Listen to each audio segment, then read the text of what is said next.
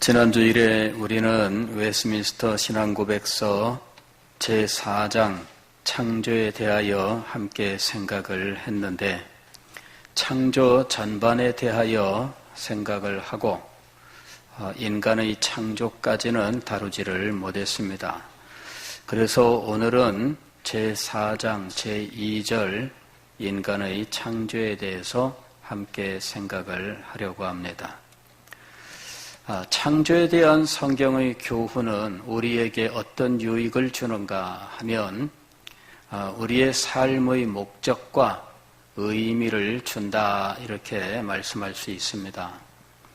즉, 창조에 대하여 분명한 성경의 교훈을 알게 되면 우리는 하나님께서 이 세상을 그냥 우연히 만든 것도 아니고 그냥 어쩌다 보니까 만든 것도 아니고 명확한 목적이 있어서 창조하셨다는 사실과 하나님의 창조 목적이 우리의 삶의 목적이며 우리가 그 목적을 달성하는 삶을 살 때 우리의 삶은 의미 있는 삶이 된다 하는 것입니다.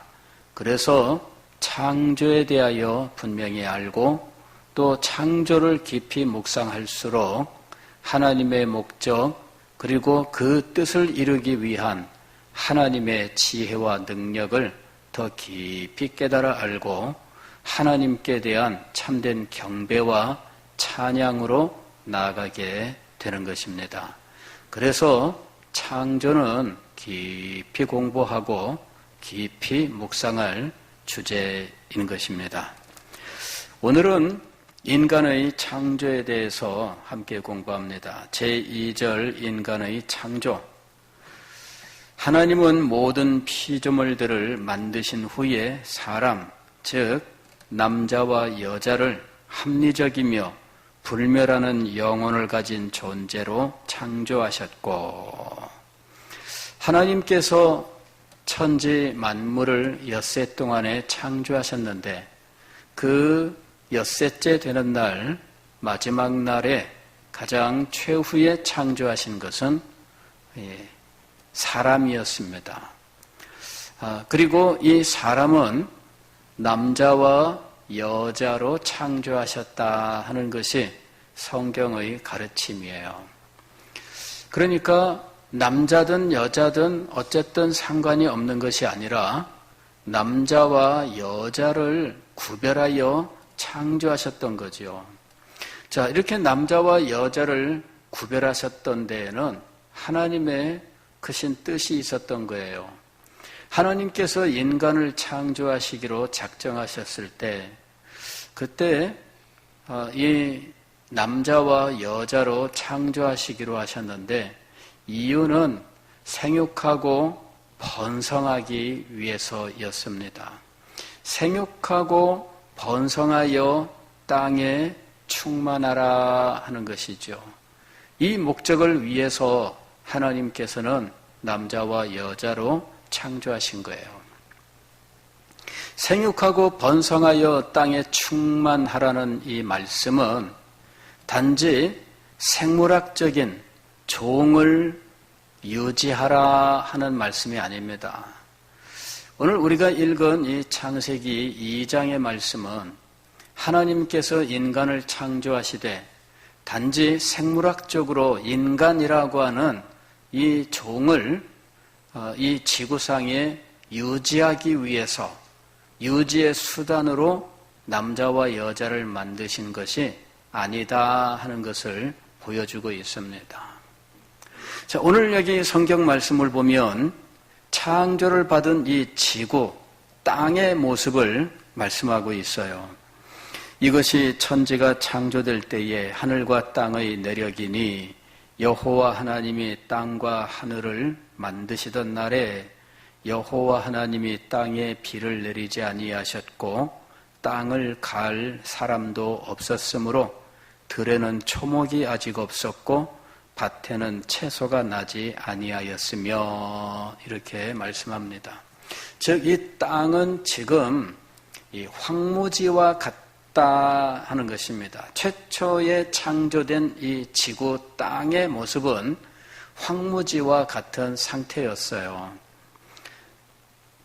하나님께서 궁창 위의 물과 궁창 아래의 물로 나누셨고 또 육지가 드러나게 하셨는데 아직 그곳에는 식물이 없었고 비도 내리지 아니하였고 경작하는 사람도 없었다 이렇게 말씀합니다. 경작하는 사람이 없었다. 이 경작이라고 하는 이것은 굉장히 중요한 거예요. 경작은 밭을 갈아엎는 것을 말하는 거잖아요. 이거는 이 채소와 혹은 곡물을 심기 위해서 땅을 해치는 이 행동을 의미하는 겁니다. 그래서 땅을 뒤집어 엎고 이것을 잘 다듬고 거기에 씨를 뿌려서 그리고 식물이 싹이 트면 그 식물을 잘 가꾸고 그래서 나중에 채소나 혹은 과일이나 혹은 곡식을 거두는 거예요. 이것이 경작입니다. 그런데 이 경작은 하나님께서 중요한 목적을 가지고 인간에게 사명으로 주신 일이었습니다. 하나님께서 이 땅을 경작하게 하셨습니다. 지금 여기 5절 말씀을 보면 땅을 갈 사람도 없었으므로 즉 경작할 사람이 없었다 이렇게 말씀하고 있어요. 즉 땅을 경작하는 것, 하나님께서 창조하신 이 세계, 그 땅에 경작을 해서 그 채소와 혹은 이 과일과 혹은 곡식을 생산하고 그것을 먹게 하셨던 겁니다. 그 경작을 하는 일이 얼마나 중요한 일인지 몰라요. 나중에 남자와 여자를 만드신 후에 하나님께서는 이렇게 말씀을 하십니다. 에덴 동산을 두시고 에덴 동산에 사람을 두셨는데 에덴 동산에 있는 사람에게 하나님께서 이렇게 말씀하셔요. 15절 말씀을 보면 여호와 하나님이 그 사람을 이끌어 에덴 동산에 두어 그것을 경작하며 지키게 하시고. 즉 우리는 이런 생각을 하기가 쉬워요. 저도 늘 그렇게 생각했었는데 에덴 동산에서 아담과 하와는 하는 일 없이 아무 일도 하지 않고 그냥 저절로 열리는 과일을 따 먹으면서 살았을 것이다 하는 거죠. 저만 그렇게 생각을 했나요?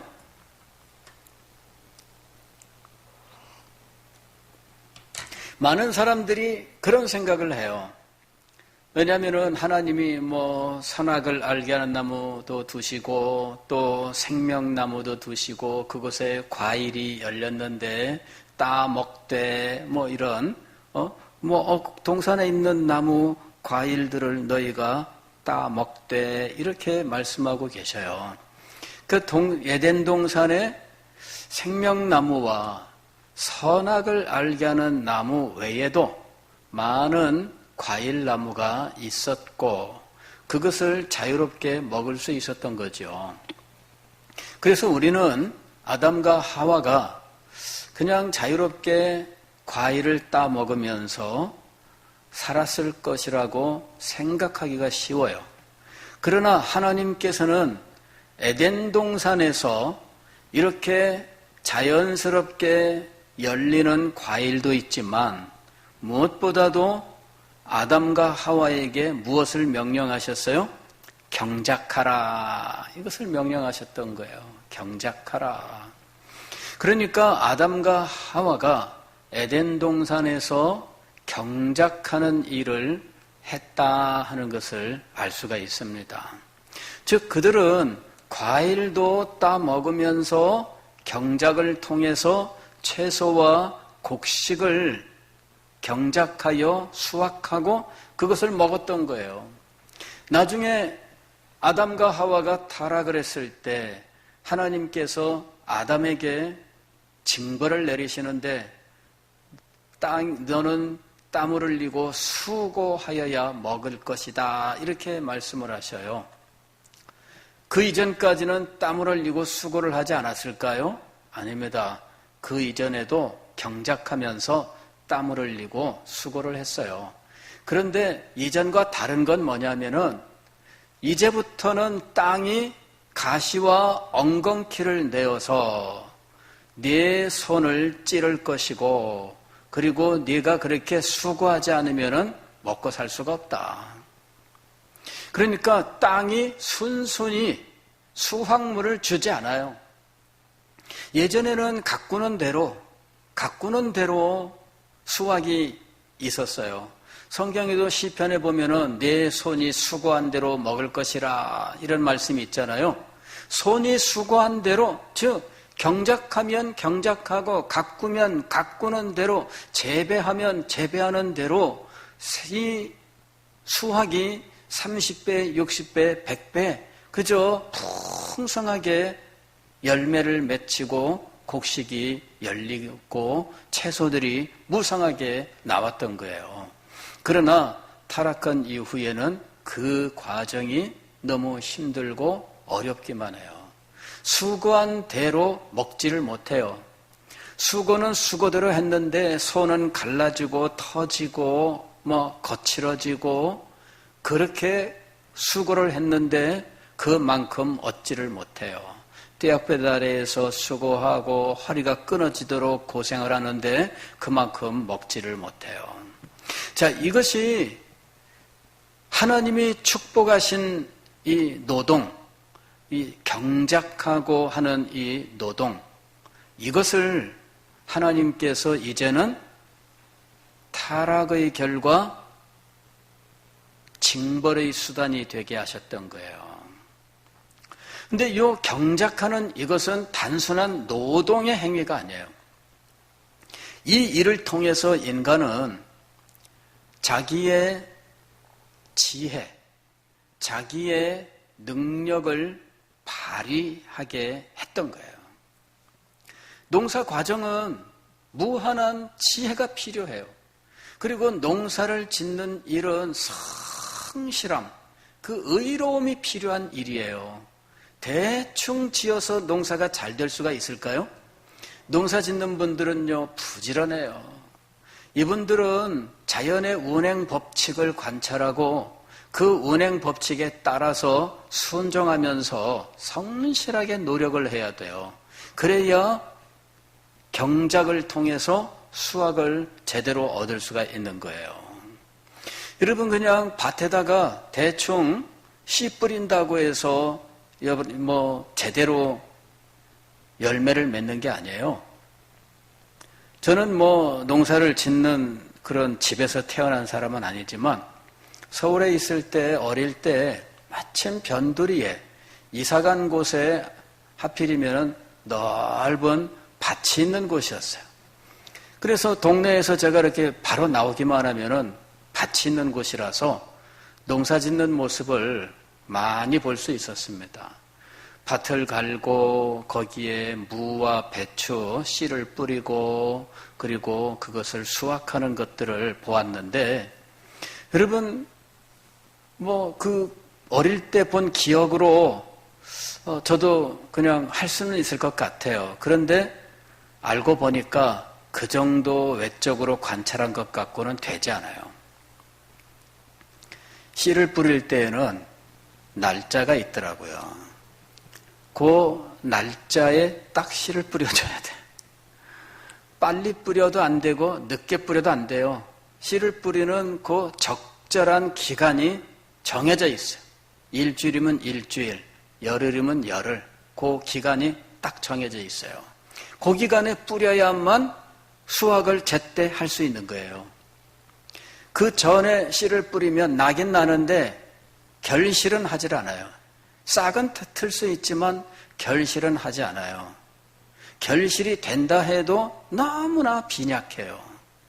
여러분, 농사를 짓는 거는 엄청난 지혜가 필요해요. 그리고 자연의 법칙을 따라서 관찰하고 정확한 일자에 이 씨를 뿌리고 관리를 해줘야 돼요. 그래야만 이 수확을 거둘 수 있는 거예요. 그래서 농사 짓는 이 과정은 하나님의 뜻을 잘 따라가는 과정이에요. 이게 여러분 왜 그런 얘기도 하잖아요. 농사 짓는 이것이 하나님의 뜻을 이루는 길이다. 여러분, 이 농사라고 하는 것은 인간의 문화에서 가장 기본적이고 가장 중요한 문화예요. 여러분, 짐승이 농사를 지어서 수확물을 거두어 먹고 살까요? 그렇지 않아요.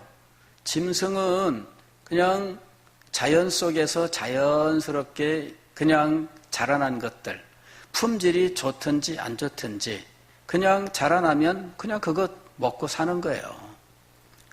그거는 짐승들이에요. 그러나 인간은 뭐예요? 인간은 농사를 지어서 먹고 살아요. 경작을 통해서 먹고 살아요. 이게 인간과 짐승을 구별하는 중요한 갈림길이에요. 인간은 농사를 짓게 하셨어요. 이것이 지금 창세기 2장에서 하나님께서 창조한 이 땅, 지구에서 인간에게 주신 사명이에요. 자, 그 다음에 하나님께서 인간에게 주신 이 농사는 오늘날 인간의 문화라는 이 용어 속에 그대로 담겨 있어요.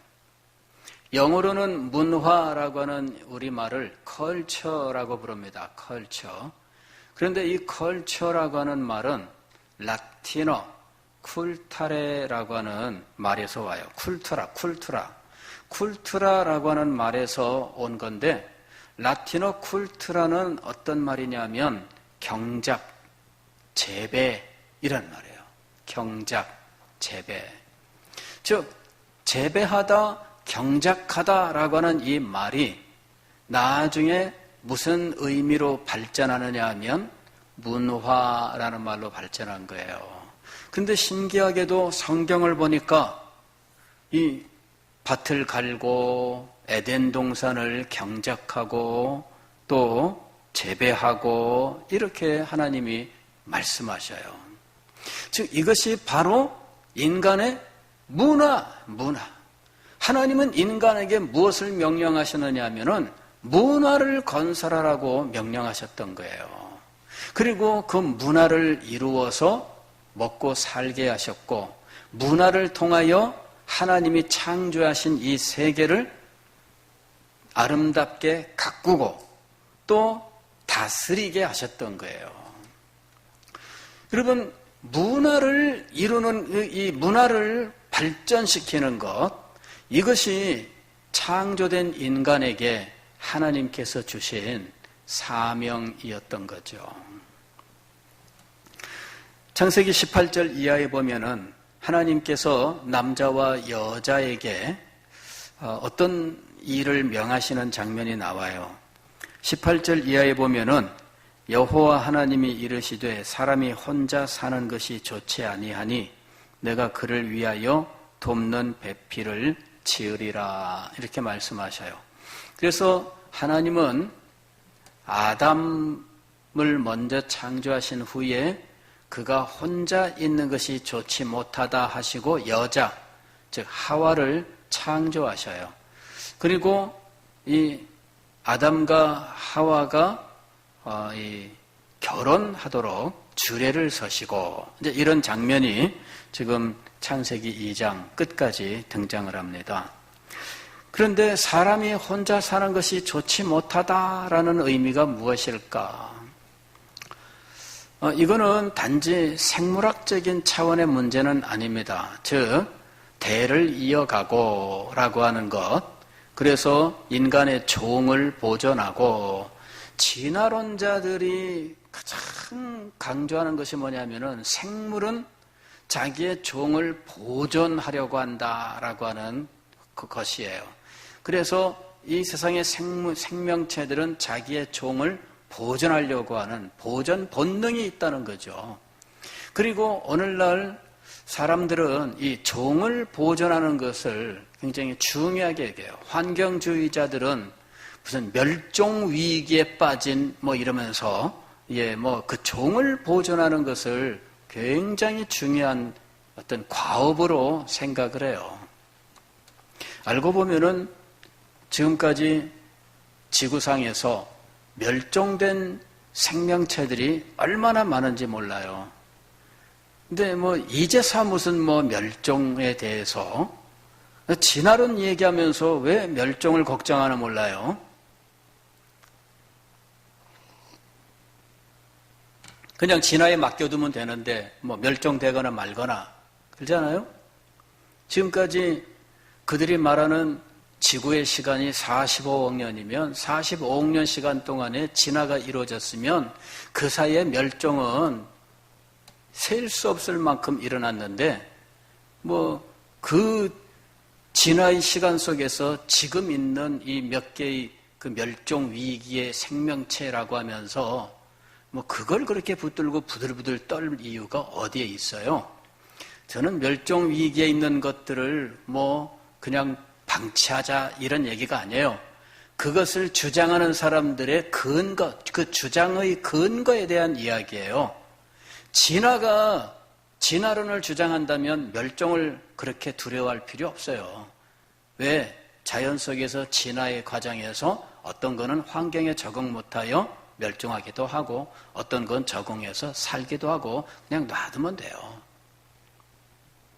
그러나 창조론자라면, 창조를 믿는 자라면, 그리고 창조 속에서 우리에게 하나님께서 사명을 주셨다고 믿는다면 우리는 그 사명을 가지고 이 자연을 보존하고 가꾸고 발전시키고 해야 되는 거예요. 즉 멸종 위기에 처한 어떤 식물이건 어떤 동물이건 어떤 생명체건 사실은 우리가 가진 이 사명에 근거해서 우리는 이 생명체들을 잘 가꿔야 된다. 우리는 이렇게 말해야 되는 거예요. 그러니까 멸종 위기에 빠진 생명체들을 버려두란 이야기가 아니에요. 잘 가꾸고 보존하고 최선을 다해서 돌보지만 그 근거는 진화가 아니라 창조에 있다. 무엇보다도 하나님께서 창조를 통해서 우리에게 주신 사명에 있다라고 하는 거예요. 우리는 사명을 받은 자이기 때문에 이 자연 세계를 보존하고 사명을 받은 자이기 때문에 생명체를 보존하고 발전시키는 거예요. 이것이 하나님께서 우리에게 주신 사명이에요. 땅을 개간하라.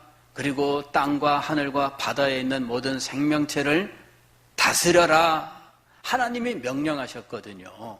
그래서 우리가 이것을 사명으로 알고 감당하는 거예요. 자, 혼자 있는 것이 좋지 못하다라고 하는 이 말씀은 물론 가정을 하나님께서 만드시고 가정 생활을 하게 하시는 이유 중에 하나이기도 하지만 그러나 또 다른 아주 중요한 일이 있어요. 그것은 무엇이냐면은 하나님께서 주신 이 문화 명령, 요 사명을 함께 감당할 동역자가 필요하다라는 거예요. 즉 혼자 사는 것이 좋지 못하다라는 말은 동역자가 있어야 한다라는 말이에요. 계속해서 말씀을 보면 내가 그를 위하여 돕는 배필을 지으리라 하시니라. 여호와 하나님이 흙으로 각종 들짐승과 공중의 각종 새를 지으시고 아담이 무엇이라고 부르나 보시려고 그것들을 그에게로 이끌어 가시니 아담이 각 생물을 부르는 것이 곧 그 이름이 되었더라. 아담이 이름을 짓는 일을 했어요. 하나님이 짐승들을 만드실 때에 하나 쭉 만들었어요. 코가 길어. 코끼리 이랬던 거죠. 그래서 이게 코끼리 이름을 갖게 된 거예요.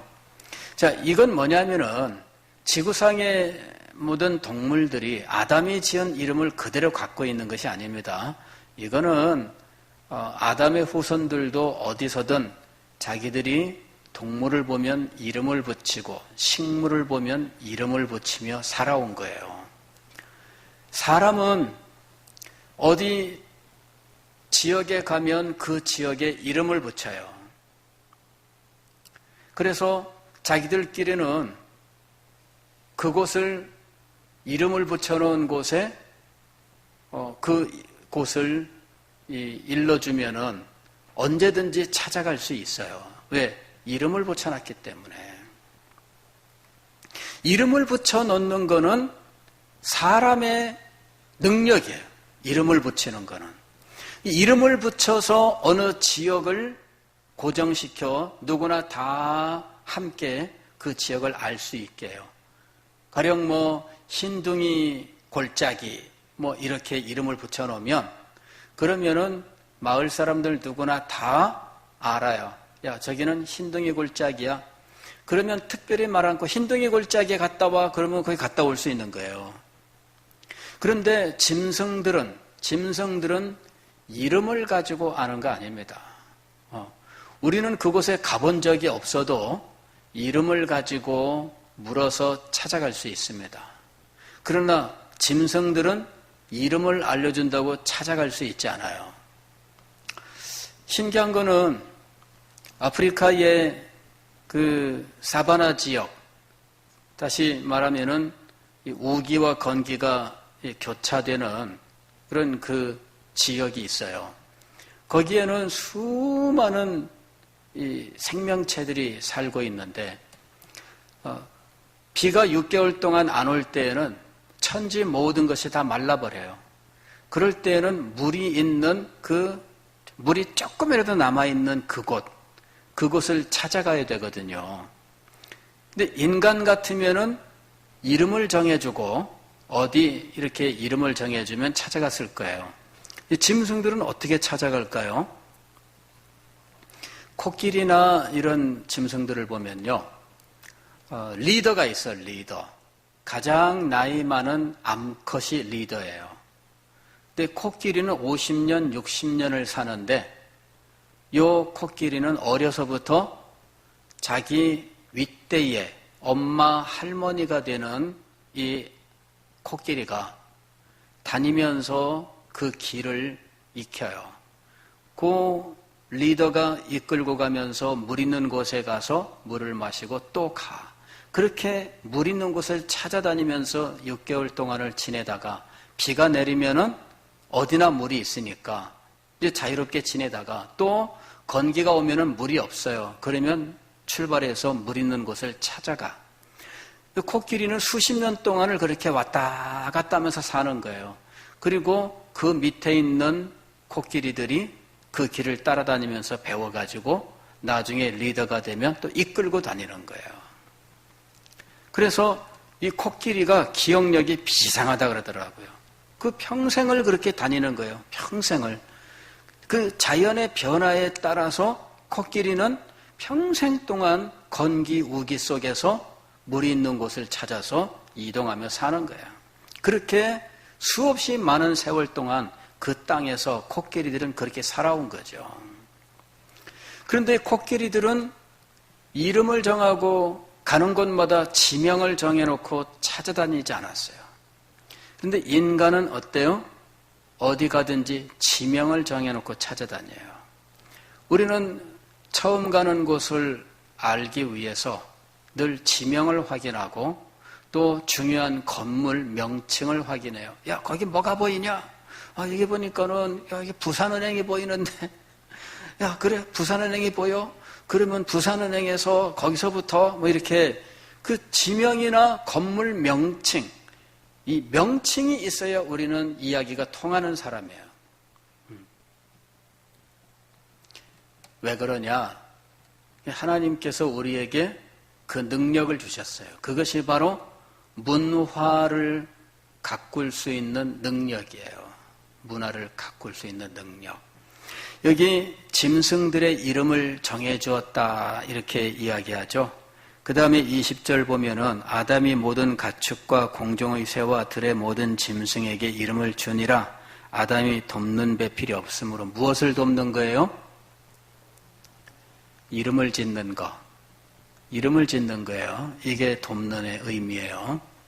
즉 함께 하나님이 주신 이 일을 할 사람이, 이 일을 함께 할 사람. 이름을 짓는 일은 다른 말로 말씀을 드리면 학문이에요. 학문. 학문이 바로 이름을 짓는 거예요. 대학에서 어떤 연구를 해서 연구 성과가 나오면 이 연구 성과는 논문으로 발표를 하게 돼 있잖아요. 그런데 이 논문에서 가장 중요한 행위는 무엇이냐면 이름을 짓는 거예요. 이름을 짓는 거. 이게 논문에서 아주 중요한 일이에요. 하늘의 별을 관찰하고 이것을 하나의 논문으로 쓰잖아요.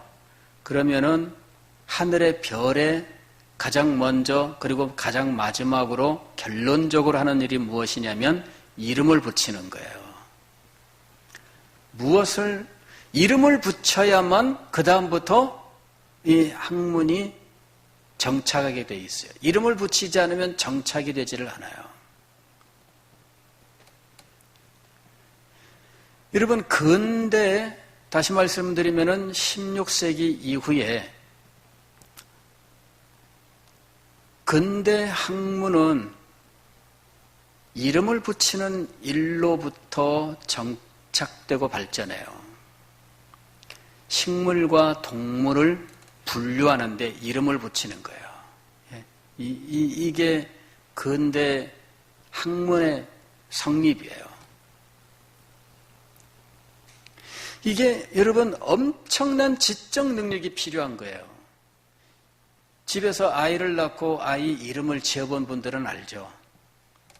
아이 이름을 짓는 분들은 굉장히 힘들어요. 저도 우리 아이들 이름 지을 때 보통 한 일주일, 열흘 이 정도 걸려서 열흘 내로 출생 신고해야 된다고 이름을 그 사이에 짓는데 날마다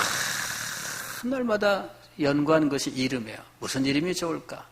수백 번, 수천 번 이름을 이것저것 다 해보고 그래갖고 이름을 지은 거예요. 물론 본인이 만족할지는 모르지만은 부모는 정말 수백 번, 수천 번 이런저런 이름을 바꿔가면서 막 또 적용해보고 해서 결국 지은 이름인 거죠. 다 경험이 있으시잖아요. 근데 그거는 부모의 소망이나 이런 것들을 많이 담았어요. 그런데 어떤 물건이 처음 발견됐을 때 이거 리모컨이에요. 이 리모컨 이름 붙이는 거 이거 보통 어려운 거 아닙니다, 여러분. 예, 이거 보통 연구에서 리모컨이란 말이 나온 거 아니에요. 이게 간단한 게 아닙니다. 그래서 이 과정이 인간의 지적 능력을 최고로 발휘하는 과정이에요.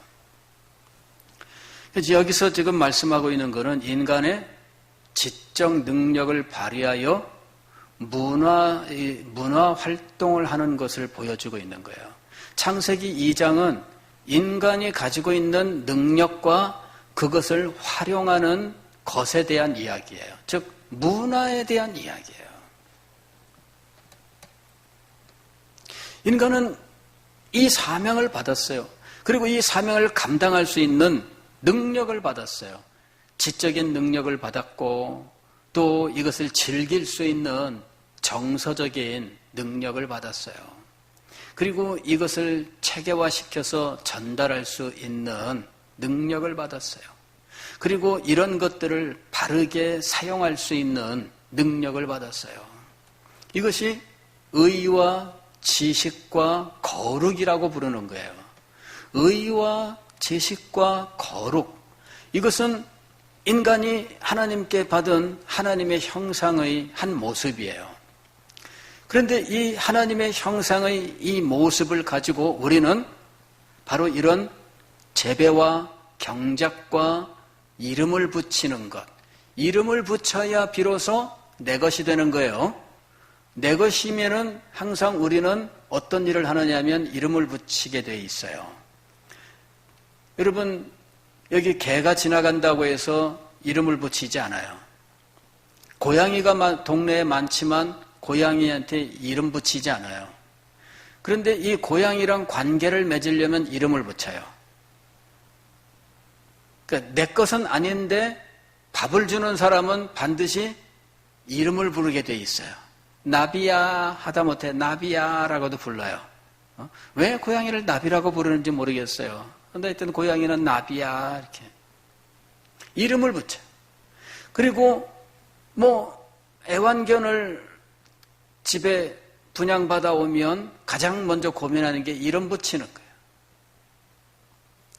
여러분, 이름을 붙이는 거는 나와의 관계를 만드는 거예요.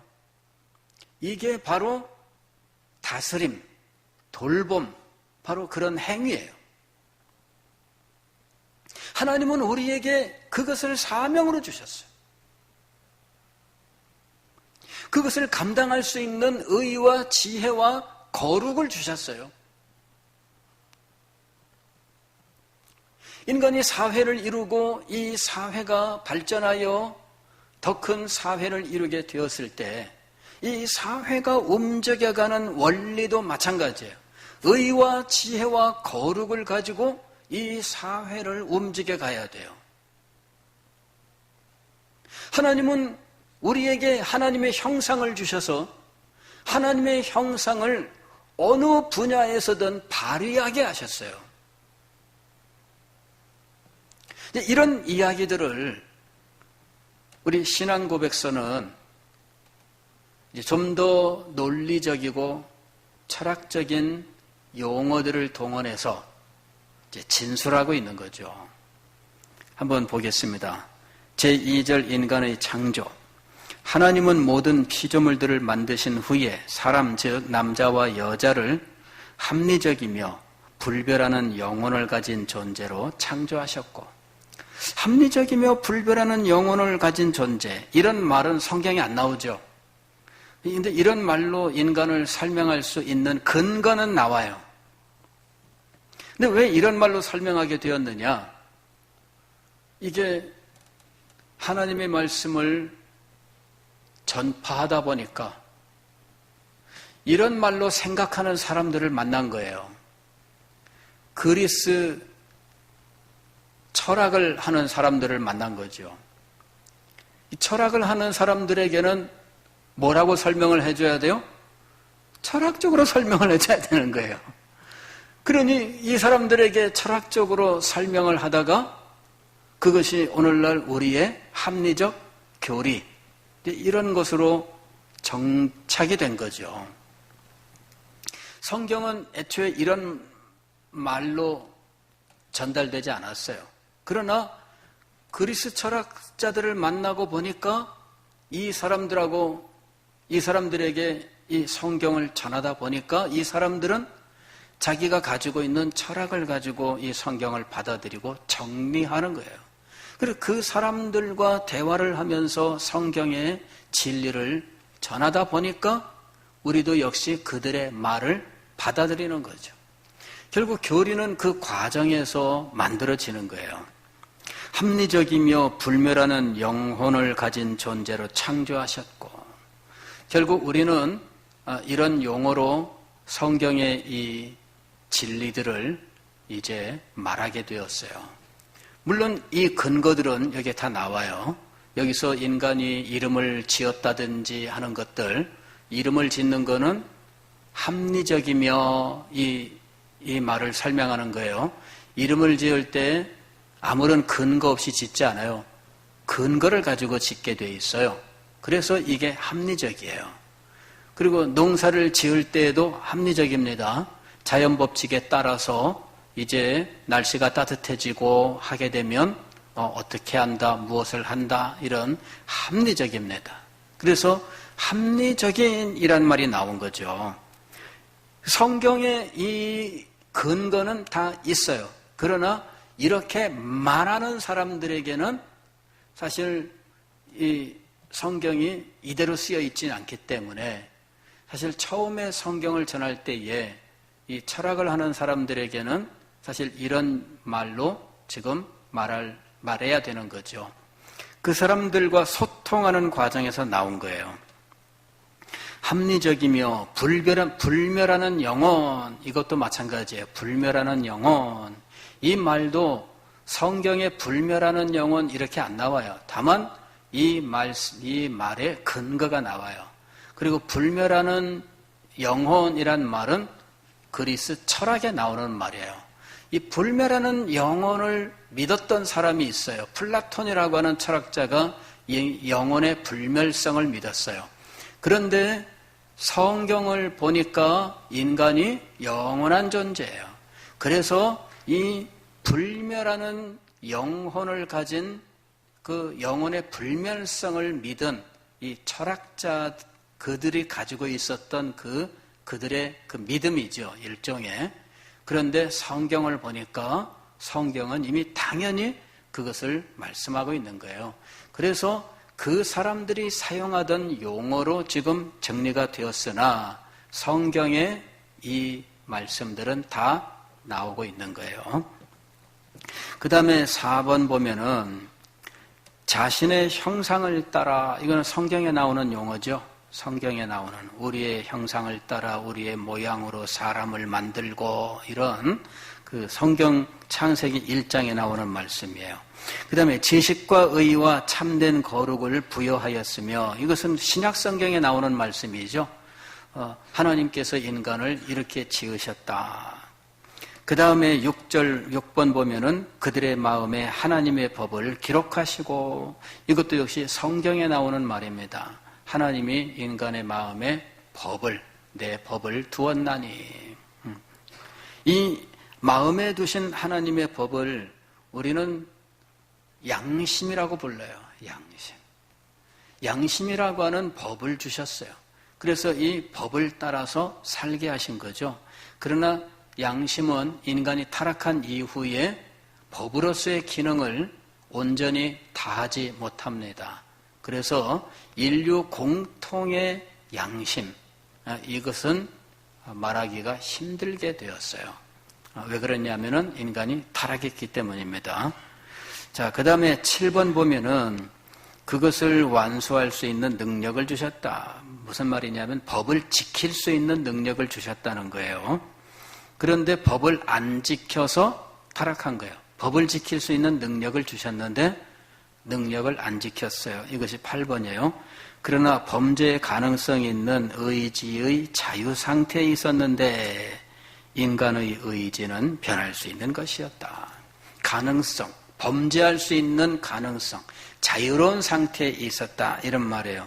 이제 이런 것들도 사실은 이 하나님의 말씀이 전파되는 과정에, 복음이 전파되는 과정에 철학을 하는 사람들을 통하여 이런 부분에 대한 도전이 있었던 거죠. 그래서 철학적인 대화 속에서 성경이 말씀하고 있는 원리를 지금 이렇게 표현한 거예요. 범죄의 가능성이 있는 의지의 자유 상태에 있었는데 인간의 의지는 변할 수 있는 것이었다. 그들은 마음에 새겨진 법 외에 선악을 알게 하는 나무의 과일을 먹지 말라는 명령을 받았다. 즉 마음에 새겨진 법 외에 하나님은 명령으로서 또 다른 법을 주신 거예요. 이것을 우리는 행위 언약이라고 불러요. 이 행위 언약은 하나님이 인간에게 주신 명령이며 법이에요. 그러면서 언약, 즉 약속이 있는 법입니다. 약속이 있는 법. 이것이 언약이에요. 약속이 있는 법. 즉 이 명령을 지키면 생명을 얻고, 이 명령을 지키지 않으면, 이 명령을 어기면 죽는다라고 하는 이 약속이 있는 법이에요. 약속이 있는 법. 이 법을 하나님이 인간에게 주신 거예요.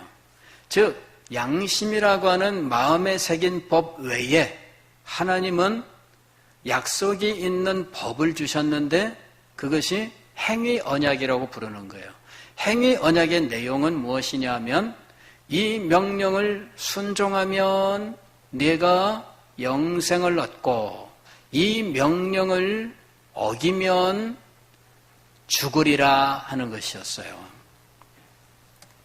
그리고 그 명령을 지키며 살아갈 때 하나님과 친밀한 교제를 누리고 그 안에서 참된 행복과 기쁨을 누리며 살게 하셨어요. 이것이 지금 신앙고백서가 성경을 통하여 알게 된 인간의 창조에 대한 내용들이에요.